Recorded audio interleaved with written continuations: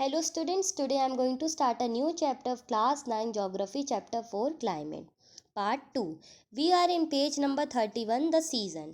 तो monsoon type of climate कैसे characterised होता है, कैसे वेदर कंडीशन होते हैं, चेंजेस होते हैं, क्या ये नोटिसेबल होते हैं interior parts of the country या टेम्परेचर जोन में। तो ये सारी चीज़ें जानना बहुत ज़रूरी है, चाहे वेदर सीज़न हो, हॉट वेदर सीज़न हो, मानसून हो, रिट्रीटिंग मानसून हो। तो हम दो चीज़ों से ये जान सकते हैं, cold weather season, hot weather season. Cold weather season मतलब ठंडी हवाओं का सीज़न, जो हमने हमेशा देखा है मिड ऑफ नवंबर में होता है, फरवरी, दिसंबर, जनवरी, जब कोल्डेस्ट मंथ होते हैं इंडिया के।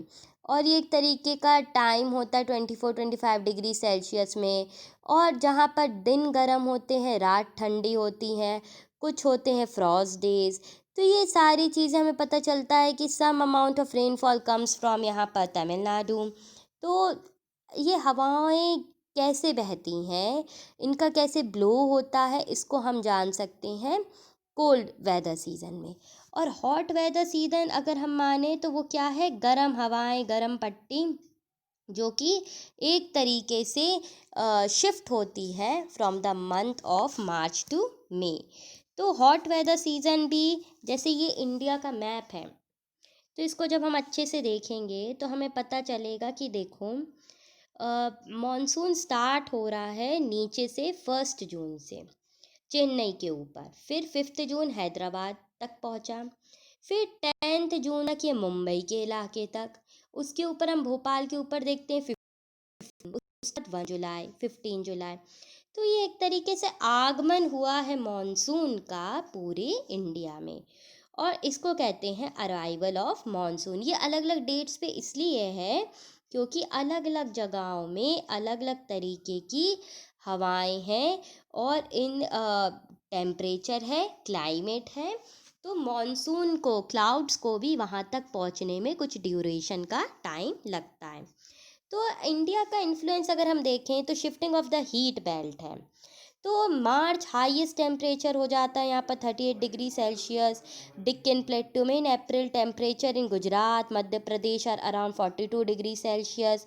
और टेम्परेचर अगर हम आगे देखें, north west part of the country, peninsular India, temperature remain lower due to moderating influence of the ocean।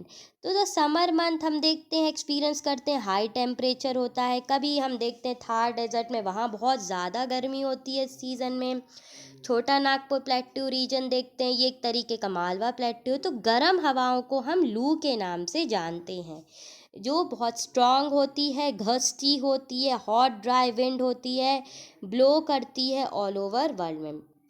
तो ये भी एक बहुत इम्पॉर्टेंट चीज़ याद रखना है कि लू हवा कहाँ होती है, कब आती है। तो लू हवा गर्मियों के टाइम पे आती है। एक दूसरी चीज़ हमें याद रखनी, वो है काल बैसाख।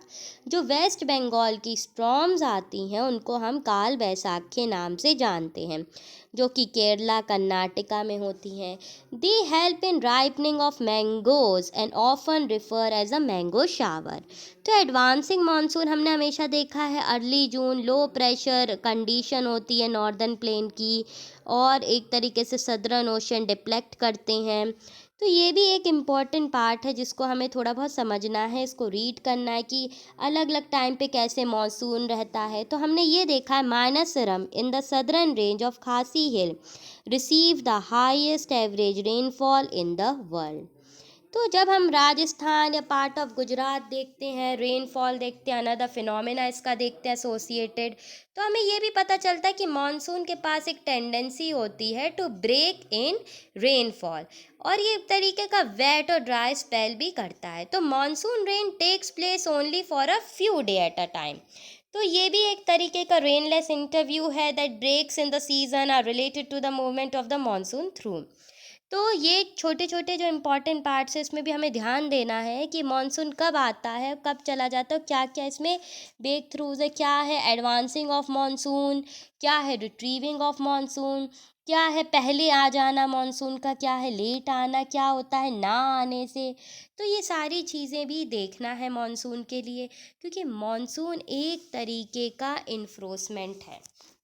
और हमें याद करना है कि मॉनसून एक यूनिफाइंग बॉन्ड है। यूनिफाइंग बॉन्ड क्यों है मॉनसून, या अगर हम कहें कि मॉनसून के क्या कैटेगरीज हैं, तो देखो मॉनसून एक तरीके से डिराइव हुआ है अरबिक वर्ड मौसम से, और ये एक तरीके से लैंड टू सी 6 मंथ होता है और सी टू लैंड 6 मंथ होता है। तो the break in the monsoon rainfall refers to the dry spell when the monsoon rain takes place. तो अगर हम जानें कि एक्सिस जो मॉनसून का है या एक तरीके का रूट है हिमालयस का, दे ऑकर इन हैविली। तो monsoon considered as a unifying bond, क्योंकि अगर मॉनसून नहीं होगा तो रेनफॉल कैसे इन्फ्लुएंस होगी, पूरी कंट्री में बारिश नहीं होगी तो पानी नहीं होगा, पानी नहीं होगा तो एग्रीकल्चर एक्टिविटी नहीं होगी, एग्रीकल्चर एक्टिविटी नहीं होगी, नदियाँ नहीं होंगी पूरी कंट्री में पानी के साथ, और पूरे इंटायर कॉन्टिनेंट सूखा पड़ जाएगा। तो monsoon helps in the development, और ये मॉनसून विंड्स जितनी भी आती बे ऑफ बंगाल से, साउथ ईस्ट एशिया से, ये एक तरीके से स्ट्राइक करती हैं और प्रेशर इसका बनता है हिमालय की तरह से। तो ये monsoon is known for its uncertainty and alertness for dry and wet spell, intensity for the dryness. तो monsoon receives a wholeheartedly welcome throughout the country. इसको हम कहते हैं मैकेनिज्म ऑफ मॉनसून। ये एक तरीके का डिफरेंस रहता है हीटिंग कूलिंग में, लैंड में, वाटर बॉडीज़ में, लो प्रेशर, हाई प्रेशर। इसमें ट्रॉपिकल कन्वर्जेंस जोन अफेक्ट होती है, नॉर्दर्न प्लेन अफेक्ट होता है, मेडागास्कर अफेक्ट होता है, टिबेटियन प्लेट्यू अफेक्ट होता है फॉर इट्स क्रेडिबिलिटी। तो ये भी एक इम्पॉर्टेंट अफेक्ट है मॉनसून का, जो कि एक रिलायबल सोर्स है। ये एक तरीके से एग्जैक्ट टाइम पे आता है, एग्जैक्ट लोकेशन होती है इसकी, अराइवल डिपार्चर होता है सेम ईयर में, डिस्ट्रीब्यूशन होता है थ्रू वेस्टर्न घाट, ईस्टर्न घाट, थार डेजर्ट, जून से सितंबर रहता है ऑल ओवर कंट्री में। पूरी कंट्री को एक तरीके से वेट रहता है इसकी अराइवल का। फार्मर्स बीज बोने के लिए बैठे होते हैं इस समय, एग्रीकल्चर एक्टिविटी चालू होती है मानसून के बाद। The water is provided to the rivers which carry it to the different part of the country. Plants animals regenerate करते हैं कमिंग ऑफ द मानसून का। They supply water through the rivers and it carries out the important generation and power. तो इसलिए हमें ये याद रखना है कि how monsoon is carrying out an inseparable bond and it helps in the development of basic necessity for its materialistic things as well as for the country। तो अब ये देखते हैं हम जून से सितंबर का टाइम। देखो बारिश कहाँ कहाँ क्या क्या हो रही है जून से सितंबर। 0 से 20 डिग्री, 20 से 40, 40 से 60, 60 से 100, 100 से 200, 200 से 400 अबाव सी लेवल।